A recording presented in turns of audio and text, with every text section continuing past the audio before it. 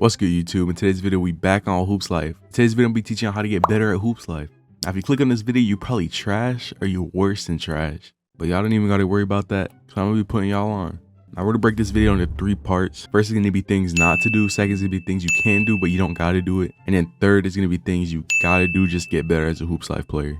Now, just a disclaimer, I'm not one of those like league players that be playing like 24 hours a day in the gym practicing all day. Like, I'm not one of those. I'm just a casual player. But this is things that like I've picked up, noticed while I'm playing against randoms in the park, and things I noticed playing against league players. But anyway, enough random, let's get straight into the video.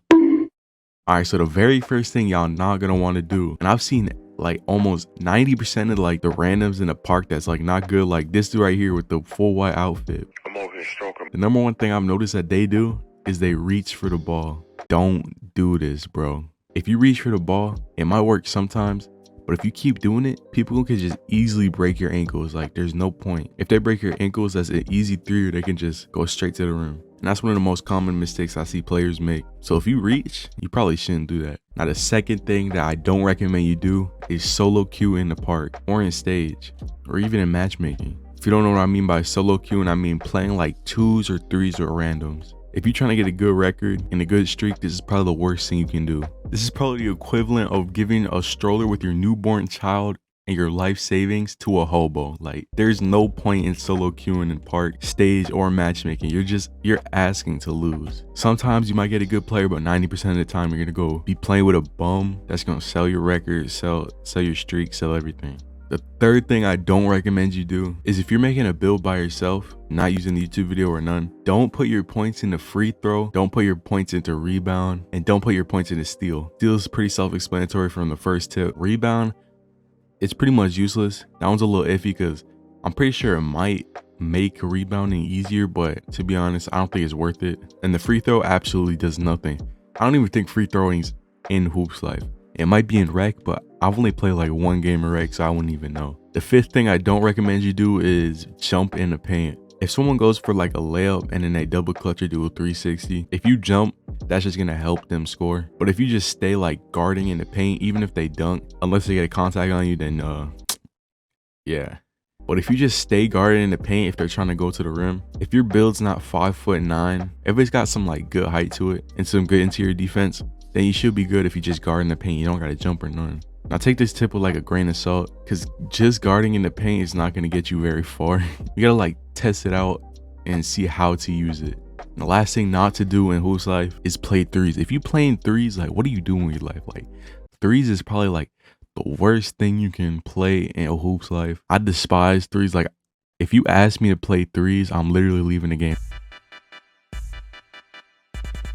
Alright, next we're gonna do things you can do, but you don't have to do. It's not necessary. It's just something that you can do to, like, you know, boost your performance a little. So first off, what we got is boosts. You can buy boosts with coins that you get from playing the game. I think this boosts like whatever category you buy it for like, I think like 4 points. So I got it in defense right now. If I go to my defensive stats, you can see that they green. That means they're boosted. I think it's like, I'm pretty sure it's around like 4 points boosted. I might be wrong, but you probably see that I got like 9, like I got infinite boosts. That's the thing, you can buy Robux. If you got Robux and you play this game a lot, you should probably just buy the infinite boost, but you don't got to. It's optional. Next thing is, what you can do is you can get a controller. If you playing on mobile and using the mobile controls, I actually feel bad for you. Like, you a survivor, bro. Like, I could never. Like, I got respect for you. Like, you really going through right now. But controller, it's a big investment. But if you playing crazy like that, you can get one. Or if you have one already, just use it. I'm pretty sure controller is like $60, unless you get like a used PS4 controller or something. But yeah, if you get a controller, it's probably gonna boost your performance if you learn how to get the controls down. Like, controller is super easy on Hoops Life. And if you're playing keyboard or mouse, you got it. I see people go crazy on keyboard or mouse. I just don't understand it. Now, the last thing you can do is watch your gameplay. Just record it. You can screen record it. You can record it on your PC with the trashy built-in little video recorder. Or you can use like OBS, because I know that this screen recorder in Roblox is terrible. But yeah, just watch over your gameplay. If you watch over your gameplay, you can see like what you could have done here, what you could have done there, things like that. Again, this is not necessary. You don't got to do this, but If you're really trying to get better as a player, this is probably something you can do. Alright, so for things to do, I'm gonna go straight into the gym because this next thing I'm about to talk about is kind of complicated for new players, and it can be complicated for players that already played. So the first thing and things to do is stamina control. Now this is probably one of the most important things that I don't see a lot of like players utilizing. As you can see, when I sprint, the stamina bar do go down, and when you dribble, it goes down too. But as you can see, if I'm not holding sprint, it regenerates like super fast. So if you hold in sprint while doing basic dribble moves, it's gonna bring down that meter so fast when you're not even moving any more than if you didn't hold it. So I'm gonna do the same combo with and without sprinting, and y'all gonna see the difference. I'm gonna do a cross and then behind the back, and then I'm gonna do it same way I just did it, just holding the sprint button. It brought my meter down to halfway just doing that. So if you sprinting and just let go when you dribble, it's gonna regenerate as you dribble. So you can just drive to the basket if you need to, run back, do whatever you need to do.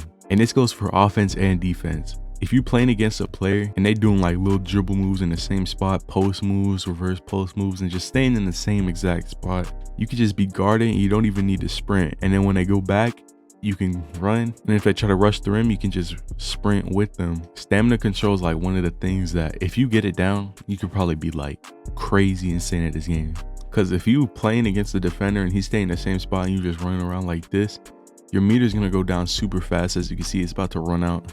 And then if he runs back and then he goes to the rim, you have no stamina to chase him down. Which that also brings me into my next point. Don't play your defense way too tight. What I mean by this is like, for instance, if this ball is a person, if I'm playing defense like 2 feet or like 2 centimeters away, sometimes the game doesn't like register pushbacks. Like if you guarding and then you get pushed back, but he doesn't, he can take an easy lane straight to the basket. So let's say like right here, he's standing right here. If you're playing like right here, not too close, if you try to shoot, you can easily run up and then block, or you can just run up and guard and it's gonna put the contest up crazy. But if you're playing right here and he decides to cut, you have time to react to him cutting, so you can get like in front of him to get a pushback, or you can follow him straight to the rim. The only con is if you're not like tapped in with like defense, the person could easily act like they go into the rim and you could try to follow them, and then they could just act like they're going,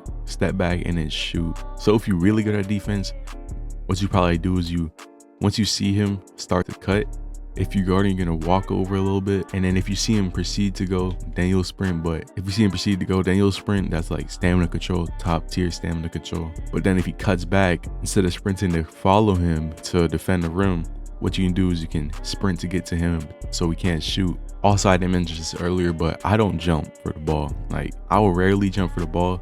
If like the person's right here and he's shooting the ball, I'll just go for a block if I know it's 100%. But if it's not 100%, then I probably won't do it. But it's all up to like feeling. Like you gotta have like that instinct. Now last thing is just to play normally. Don't go for clips.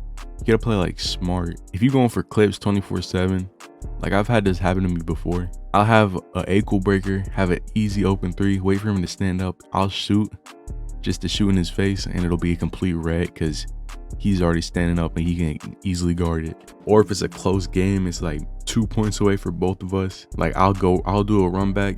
He's still in the paint. I could easily shoot a open 3, but then I decide to go in for the contact dunk or something, then I'll just lose the game. So if you're really like trying to get your record up and you're not trying to like go for clips or like a TikTok or something, don't go for the clips. I know it's tempting, but just don't do it. If you like honestly trying to get your record up, your streak up, don't do it.